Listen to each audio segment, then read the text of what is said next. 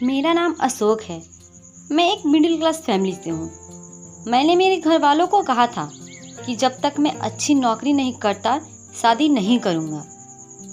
मैं बैंक के लिए तैयारी कर रहा था जिसमें काफ़ी समय लग गया। इस कारण मेरी उम्र 32 साल की हो गई, लेकिन मेरी नौकरी अच्छी लग गई थी। अब मेरे घर वालों को मेरी शादी की चिंता सताने लगी थी। उन्होंने कई जगह मेरे रिश्ते की बात चलाई, लेकिन कुछ बात नहीं बनी। हर जगह कुछ न कुछ समस्या होती जाती थी। इन्हीं सब बातों में 1 साल और बीत गया। मेरे मम्मी और पिताजी को अब ज़्यादा टेंशन होने लगी थी। वो सुबह शाम बस मेरी शादी की ही फिक्र किया करते थे। लेकिन फिर एक दिन उनकी कोशिश रंग लाई। काफ़ी दिनों तक ढूंढने के बाद एक रिश्ता आया था जो घर वालों को जमा था। वो लोग गांव के थे और हम से गरीब थे। घर वालों ने मुझे उस लड़की की तस्वीर दिखाई और लड़की अच्छी थी। मैं कहीं और शहर में नौकरी करता था। मम्मी और पापा ने लड़की को उसके घर जाकर देखा था। मुझे भी कहा था, लेकिन मैं आ नहीं पाया। मम्मी को लड़की पसंद आ गई थी। मम्मी ने कहा कि अब बस शादी जल्दी करना है। शादी का ऐसा योग्य बन रहा था कि या तो शादी 15 दिन में हो या फिर 2 साल बाद। लेकिन अब शादी को टाला नहीं जा सकता था, इसलिए शादी 15 दिन में होना ही तय हो गया था। इतने कम समय में अब मेरा लड़की देखना जाना हो नहीं सका, इसलिए मैं अब शादी के लिए ही छुट्टियां लेकर आ गया। मैं शादी के लिए 5 दिन पहले ही आ गया। शादी की तैयारियां चल रही थी। बहुत जल्द हमें सब तैयारियां पूरी करनी पड़ी और फिर शादी का समय आ गया। शादी वाले दिन हम लोग बारात लेकर लड़की वालों के यहाँ पहुँच गए। वहाँ सबके चेहरे देख मुझे कुछ अजीब सा लगा। मुझे एक छोटे कमरे में ठहराया गया। मैंने पापा से पूछा, पापा यहाँ सब ठीक है ना? पापा ने बोला सब ठीक थी। शादी गांव की थी। फेरों के समय भी लड़की ने अपना मुंह घूंघट से ढका हुआ था। शादी के बाद विदाई होकर हम सब लोग अपने घर आ गए। घर आने पर मेरी सुहागरात के पहले ही मेरी मम्मी और पापा मुझे अकेले में ले जाकर कुछ ऐसा बताते हैं जो मैंने पहले नहीं सुना।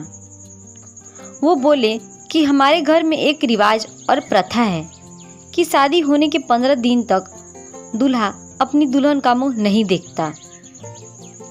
मैंने बोला, यह क्या? आज से पहले तो आपने इसके बारे में मुझे पहले नहीं बताया।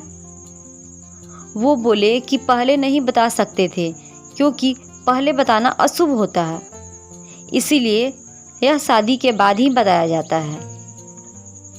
मुझे समझ नहीं आ रहा था कि यह बात एकदम से कैसे आ गई, लेकिन फिर मम्मी पापा के ज़्यादा जोर देने के बाद मुझे मानना ही पड़ा।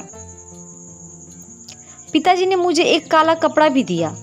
कहा कि इसे बांध कर ही कमरे में जाना, गलती से इसे खोलना नहीं।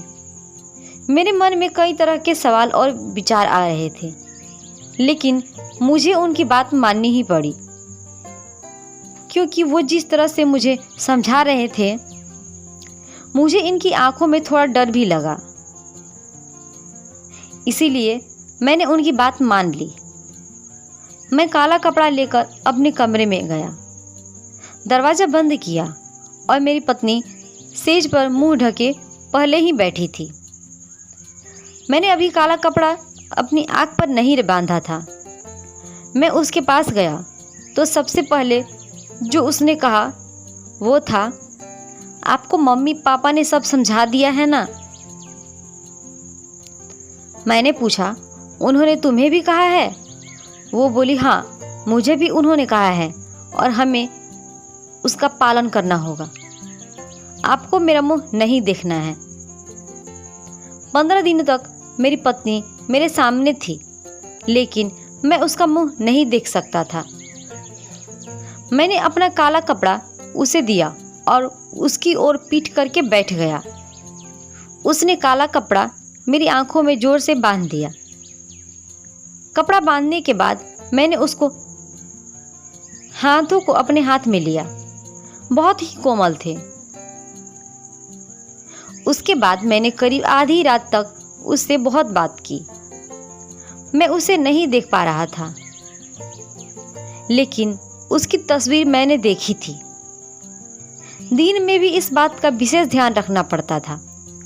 वो पूरा समय घूंघट में ही रहती थी। शादी के पहले मुझे प्यार क्या होता है इसका पता नहीं था, लेकिन शादी के बाद मुझे अपनी पत्नी से प्यार हो गया था। मैं बड़ी बेसब्री से 15 दिन ख़त्म होने का इंतज़ार कर रहा था। दिन दिन निकलते रहे और मेरा प्यार बढ़ता गया। आखिर 15 दिन हो गए। मैंने अपनी मम्मी और पापा से कहा कि आज 15 दिन पूरे हो गए हैं, कुछ पूजा या दूसरा उपाय तो नहीं करना। उन दोनों के चेहरे पर एक अजीब सी घबराहट थी। मुझे समझ नहीं आया कि क्यों वो लोग बोल रहे हैं। मैंने उनसे फिर पूछा कि क्या कुछ बात है, आप इस तरह से क्यों लग रहे हैं। वो बोले कुछ नहीं। उस रात मैं कमरे में गया।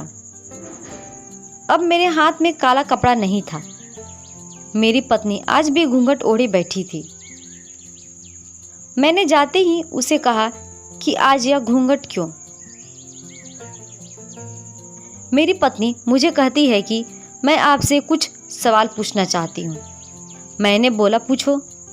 वो बोली आप मुझे कितना प्यार करते हैं। मैंने बोला कि 15 दिनों में तुम्हें पता नहीं चला।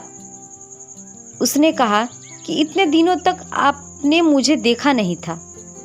अब सोचो कि आपको ऐसा कुछ देखने को मिल जाए जो आपने सोचा भी नहीं था, तो भी आप मुझसे उतना ही प्यार करेंगे या नहीं। मुझे उसकी यह बात समझ नहीं आई। मैंने कहा कि तुम यह क्या बात कर रही हो, मैं तुमसे प्यार करूँगा, तुम मेरी पत्नी हो। वो चुप हो गई। फिर आखिरकार मैंने वो किया जो मैं करना चाह रहा था। मैंने उसका घूंघट उठाया और घूंघट उठाते ही जब मैंने उसकी शक्ल देखी तो मेरे पैरों तले ज़मीन निकल गई। मुझे यकीन नहीं हुआ। यह तो लड़की नहीं थी जिसकी मुझे तस्वीर दिखाई गई थी, यह तो कोई और ही लड़की थी। मैंने उससे पूछा कौन हो तुम। वो बोली मेरी आवाज़ तो आप जानते हैं, मैं वही हूँ, आपकी पत्नी। मैंने आवाज़ लगाकर अपने मम्मी और पापा को बुलाया। मेरी आवाज़ सुनकर वो कमरे में आए। मैंने बोला अच्छा, तो यह सब नाटक आपने इसलिए किया। यह लड़की कौन है? आपने मुझे तस्वीर तो किसी और की दिखाई थी। उनके चेहरे पर घबराहट थी। मेरी माँ बोली बेटा, हम इसी बात से डर रहे थे। बड़ी मुश्किलों से हमने तेरे लिए रिश्ता ढूंढा था। वो लड़की इसकी बड़ी बहन थी। शादी के 2 दिन पहले वो घर से चली गई। वो तुझसे शादी नहीं करना चाहती थी। यह लोग शादी से मना कर रहे थे, लेकिन हमने इसके पिता पर दबाव डाला था, धमकाया था, तो उन्होंने दबाव में उसकी 2 साल छोटी बहन से तेरी शादी करवा दी। हम तुझे बताते तो तू हमें ऐसा नहीं करने देता। सच जानकर तू कभी शादी नहीं करता, इसीलिए तुझसे छिपाया। तुम दोनों सही मायने में पति पत्नी बन जाओ, इसलिए 15 दिन वाला नाटक किया ताकि बाद में तू इसे छोड़ नहीं सके। उनकी बात सुनकर मुझे यकीन नहीं हुआ। मैंने कहा कि आपने अपने बेटी की शादी के लिए किसी को धमकाया। आपने मुझसे भी झूठ बोला। आपको शर्म नहीं आई? आपने इस लड़की की मर्जी के बिना जबरदस्ती मुझसे शादी करवा दी। उसके बाद भी यह आप लोगों की बात मान रही है। मम्मी और पापा बोले कि हमने यह सब तेरे लिए किया है। मैंने कहा यह आपने मेरे लिए नहीं, अपने लिए किया, ताकि मेरी शादी के बोझ से आप बरी हो जाएं। अगले दिन मैं बिना कुछ बोले सुबह अपने काम पर चला गया, लेकिन वहां जाने पर मुझे लगा कि इसमें उस लड़की की क्या गलती है।